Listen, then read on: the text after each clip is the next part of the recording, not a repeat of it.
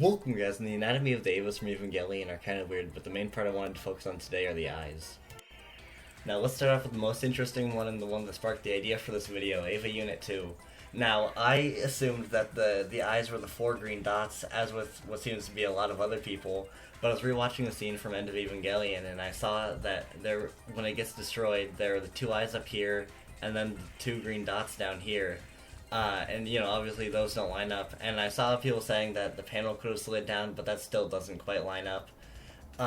So I did a little bit more research and realized that it's actually these glowing white bits, which I don't know how I missed when I watched the original series. I guess there aren't very many scenes where you see it, but how it seems to work is the face plates open up a tiny bit, and then you can see the glowing eyes.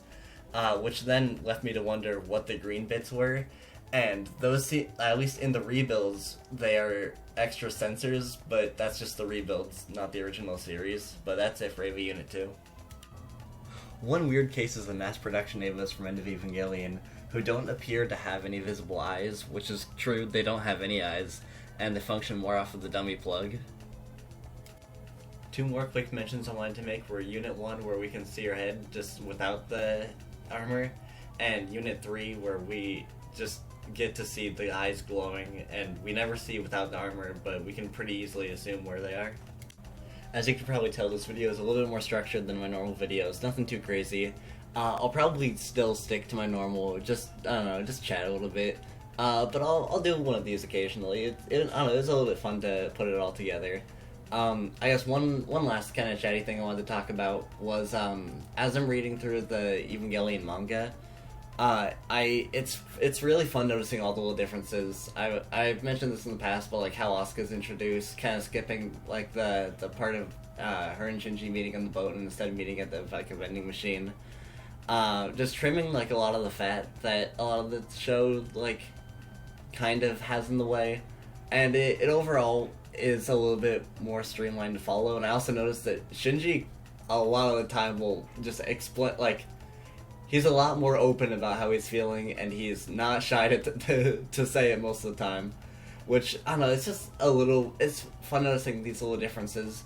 But today I got through the second volume, which has volume 4, 5, and 6, and it ends with when, well, spoiler, Toji ended up getting crushed.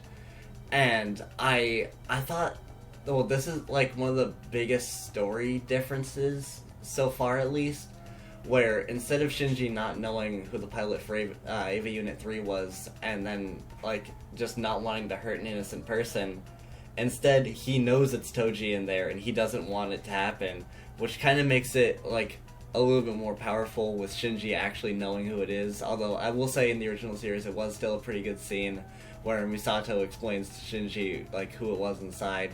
But I don't know, I just love all these like little differences, and I'll keep you guys updated as I read through it. But yeah, that'll be it for today's video. Hope you guys enjoyed, and goodbye, bon appetit.